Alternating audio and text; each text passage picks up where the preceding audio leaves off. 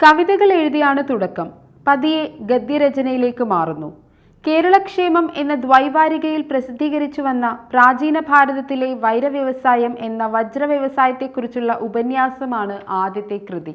1948 ചിത്രകേരളം മാസികയിൽ ആദ്യ കഥ വിഷുവാഘോഷം പ്രസിദ്ധീകരിക്കുന്നു. പണക്കാരുടെ വീടുകളിൽ നിന്ന് പടക്കങ്ങളുടെ ശബ്ദം കേട്ടു നിൽക്കുമ്പോൾ സ്വന്തമായി പടക്കങ്ങളില്ലാത്ത ഒരു ദരിദ്രനായ ആൺകുട്ടിയുടെ വികാരങ്ങളാണ് കഥയിൽ പറയുന്നത്. 1952 പ്രസിദ്ധീകരിച്ച രക്തം പുരണ്ട മണൽത്തരികളാണ് ആദ്യ പുസ്തകം. മാടത്ത് തെക്കേപ്പാട്ട് വാസുദേവൻ നായർ, മലയാളത്തിന്റെ സ്വന്തം MT.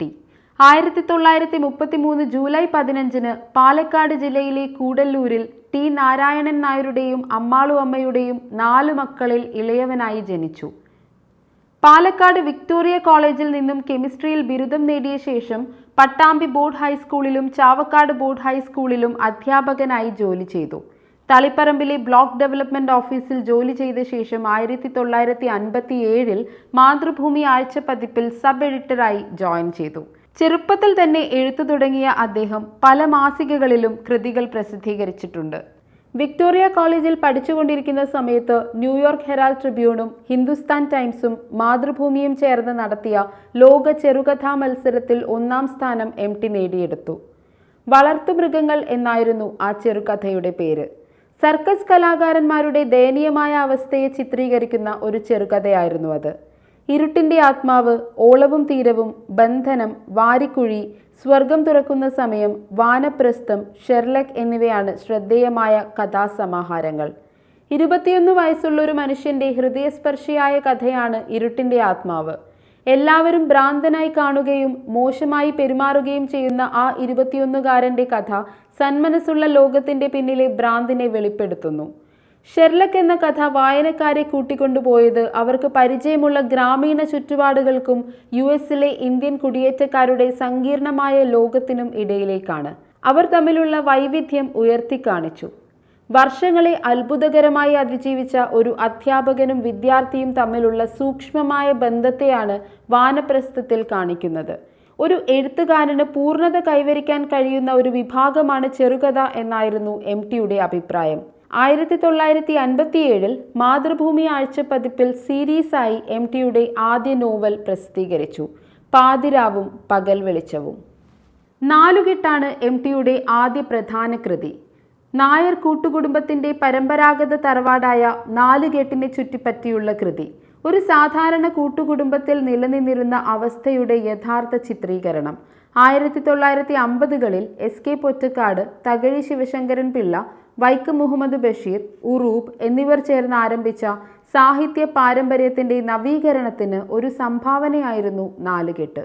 ഇന്നും മലയാള കലാസാഹിത്യത്തിലെ ഒരു ക്ലാസിക്കായി തുടരുന്ന ഈ കൃതി 1957 കേരള സാഹിത്യ അക്കാദമി അവാർഡും നേടിയെടുത്തു.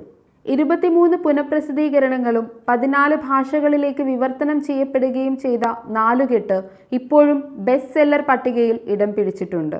1995 MT തന്നെ നാലുകെട്ട് ദൂരദർശനു വേണ്ടി ഒരു ടെലിവിഷൻ സിനിമയാക്കി മാറ്റി. ഇതിന് തൊട്ടടുത്ത വർഷം കേരള സംസ്ഥാന ടെലിവിഷൻ അവാർഡും ലഭിച്ചു. എന്നാൽ പിന്നീട് എഴുതിയിട്ടുള്ള മഞ്ഞും കാലവും നാലുകെട്ടിൽ നിന്ന് വ്യത്യസ്തമായ ഒന്നായിരുന്നു. മഞ്ഞ് വിമല എന്ന സ്ത്രീ കഥാപാത്രം മാത്രമുള്ള ഒരു നോവലാണ്. നൈനിറ്റാളിന്റെ അതിമനോഹരമായ ഭൂപ്രകൃതിയിൽ സജ്ജീകരിച്ചിരിക്കുന്ന മഞ്ഞ് വള്ളുവനാടൻ ഗ്രാമത്തിൽ നിന്ന് വേറിട്ട് നിൽക്കുന്നു. എന്നാൽ കാലത്തിൽ MT വീണ്ടും തന്റെ പ്രിയപ്പെട്ട ചുറ്റുപാടിലേക്ക് മടങ്ങിയെത്തി. പുതുതായി സ്വതന്ത്രമായ ഇന്ത്യയിൽ വള്ളുവനാടൻ ഗ്രാമത്തിന്റെ വിശാലമായ പശ്ചാത്തലത്തിൽ ഒരുക്കിയ കൂട്ടുകുടുംബം സാമൂഹികവും സാംസ്കാരികവും സാമ്പത്തികവുമായ പരിവർത്തനത്തിന്റെ ചുഴലിക്കാറ്റിൽ സേതു എന്ന നായകൻ ആടിയുലയുന്നു. MT തന്നെ രചനയും സംവിധാനവും നിർവഹിച്ച് 1983 മഞ്ഞിന് ചലച്ചിത്രാവിഷ്കാരം കൊടുത്തു. ശരത് സന്ധ്യ എന്ന പേരിൽ ഹിന്ദിയിലും ഇതേ നോവലിന്റെ ചലച്ചിത്രാവിഷ്കാരം നടന്നു. വായുപുത്രനായ ഭീമസേനന്റെ വീക്ഷണകോണിൽ നിന്നും മഹാഭാരതത്തിന്റെ കഥ പറയുകയാണ് 2ാം ഊഴത്തിലൂടെ MT ചെയ്തത്. 7 സിനിമകൾ സംവിധാനം ചെയ്യുകയും ഏകദേശം 54 സിനിമകൾക്ക് തിരക്കഥ എഴുതുകയും ചെയ്ത MT മലയാള സിനിമയിലെ മികച്ച തിരക്കഥാകൃത്തും സംവിധായകനുമാണ്. ഒരു വടക്കൻ വീരഗാഥ, കടവ്, സതയം, പരിണയം എന്നീ ചിത്രങ്ങൾക്ക് മികച്ച തിരക്കഥയ്ക്കുള്ള നാഷണൽ അവാർഡ് 4 തവണ MT നേടിയിട്ടുണ്ട്. 1965 മുറപ്പെണ്ണ് എന്ന സിനിമയ്ക്ക് വേണ്ടിയാണ് ആദ്യമായി തിരക്കഥ എഴുതിയത്. നിർമ്മാതാവ് ശോഭന പരമേശ്വരൻ നായരുടെ നിർദ്ദേശപ്രകാരം. 1965 മുറപ്പെണ്ണ് എന്ന സിനിമയ്ക്ക് വേണ്ടിയാണ് ആദ്യമായി MT തിരക്കഥ എഴുതിയത്. നിർമ്മാതാവ് ശോഭന പരമേശ്വരൻ നായരുടെ നിർദ്ദേശപ്രകാരം. MTയുടെ തന്നെ സ്നേഹത്തിന്റെ മുഖങ്ങൾ എന്ന കഥയുടെ ആവിഷ്കരണമായിരുന്നു സിനിമ. MTയുടെ തിരക്കഥകൾ ചരിത്ര കഥാപാത്രങ്ങൾക്കും ചരിത്ര കഥകൾക്കും പുതിയ വ്യാഖ്യാനങ്ങൾ നൽകുന്നതിൽ പ്രശസ്തമാണ്. ഉദാഹരണത്തിന് പെരുന്തച്ചന്റെ ജനപ്രിയ കഥയെ ചുറ്റിപ്പറ്റിയുള്ള ഇതിഹാസങ്ങൾക്ക് അദ്ദേഹം പെരുന്തച്ചന്റെ കഥാപാത്രങ്ങളെക്കുറിച്ചുള്ള സ്വന്തം വിലയിരുത്തലിനെ അടിസ്ഥാനമാക്കി തിരക്കഥയിൽ ഒരു പുതിയ വ്യാഖ്യാനം നൽകിയിരുന്നു. വടക്കൻ പാട്ടിൽ ആരോമലിന്റെ ജനപ്രീതിയിലും കഴിവുകളിലും അസൂയപ്പെട്ട് ചന്തു തന്റെ ബന്ധുവിനെ ഒറ്റിക്കൊടുത്തതായാണ് പറയപ്പെടുന്നത്. എന്നാൽ MTയുടെ ഒരു വടക്കൻ വീരഗാഥ ചന്തുവിന്റെ വീക്ഷണകോണിൽ നിന്ന് സംഭവത്തെ അവതരിപ്പിക്കുന്നു. 1973 MT ആദ്യമായി സംവിധാനം ചെയ്ത നിർമാല്യം എന്ന ചിത്രത്തിന് മികച്ച ഫീച്ചർ ഫിലിമിനുള്ള നാഷണൽ അവാർഡും ലഭിച്ചിട്ടുണ്ട്.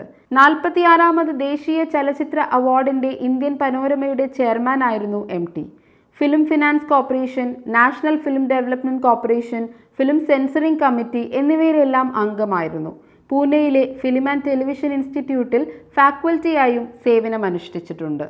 ഇന്ത്യയിലെ പരമോന്നത സാഹിത്യ പുരസ്കാരമായ ജ്ഞാനപീഠമടക്കം നിരവധി അവാർഡുകളാണ് MTയെ തേടി സാഹിത്യരംഗത്തു നിന്നും സിനിമാ രംഗത്തു നിന്നും എത്തിയത്. 2005 ഇന്ത്യയിലെ 3ാമത്തെ ഉയർന്ന സിവിലിയൻ ബഹുമതിയായ പത്മഭൂഷണും MTക്ക് ലഭിച്ചു. MTയുടെ വിയോഗം മലയാള സാഹിത്യത്തിനും സിനിമയ്ക്കും ഒരു യുഗത്തിന്റെ അവസാനമാണ്. മനുഷ്യന്റെ വികാരങ്ങളുടെയും സാംസ്കാരിക പൈതൃകത്തിന്റെയും കാലാതീതമായ കഥകൾ നെയ്ത അദ്ദേഹത്തിന്റെ കൃതികൾ MTയുടെ അസാധാരണമായ കഴിവിന്റെ സാക്ഷ്യമായി നിലകൊള്ളും.